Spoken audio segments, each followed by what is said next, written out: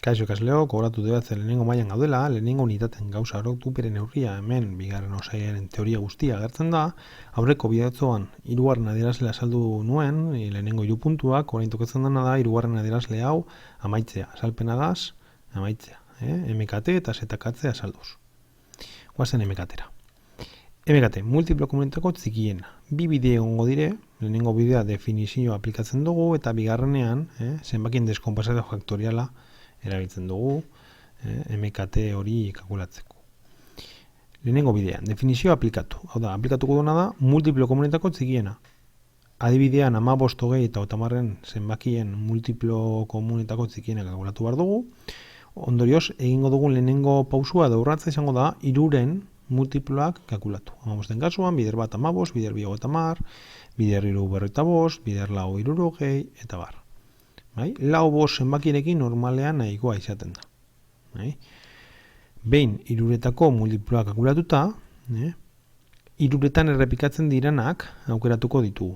Kasu honetan 60 eta 120. Ziur aski, emetik beste batzuk egongo dire, baina guri ez zaigu interesatzen. Zergatik, multiplo komunitako txikiena delako. Zein izango da MKT-ren emaitza? 60. Zergatik, multiplo komun txikiena delako. Bai, errepikatzen den txikiena delako. Hiruretan, Bai? Eta horrela adierazten da. MKT, 15, 20 eta 60 dela. Bai? Bigarren urratza, bigarren bidea erabiliz, ingo dugun lehenengo gauza izango da 15, 20 eta 30, bai? Deskonpasketa faktoriala. Bai? 15 kasuan 3 bider 5, 20 kasuan 2 karratu bider 5, 30 kasuan 2 bider 3 bider 5.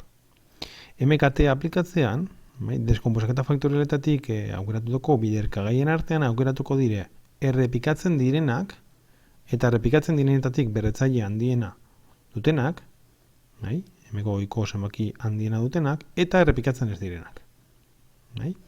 Hau da, danak eta errepikatzen direnetik altuenak.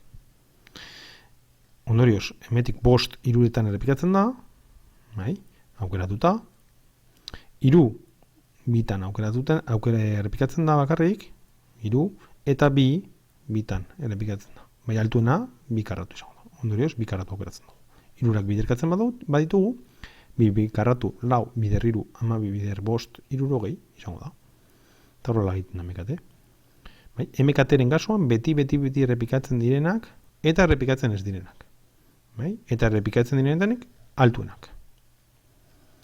Zatitzaileak komunitateko handiena, ZKT. Kasu honetan, MKT-en multiploak erabiltzen genituen, hemen zatitzaileak erabiltzen dira. Aurrekoan multiplo txikiena aukeratzen zen, hemen zatitzailerik handiena aukeratuko da. 10, 20 eta 50 zenbakienen ZKT kalkulatu behar da.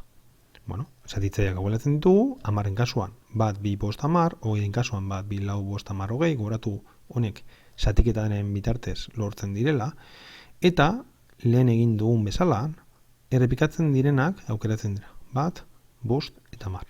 Kasu honetan aukeratzen dira handienak. Kasu honetan aukeratutako zenbaki izango da 10. ZKT-ren balioa, emaitza, izango da 10. Deskonpasketa faktoriala erabiliz, modu bardinan deskonpasketa faktoriala egiten da, 10-ena, 20-ena eta 50-ena. Baina hemen aukeraketa izango da, errepikatzen direna bakarrik. Eta errepikatzen direnetatik berretzaile txikiena dutena. MKT-en izaten zen, errepikatzen direnak eta errepikatzen ez direnak, eta errepikatzen direnetatik berretzaile altuena, hemen soilik errepikatzen direnak. Eta ganera berretzaile txikiena.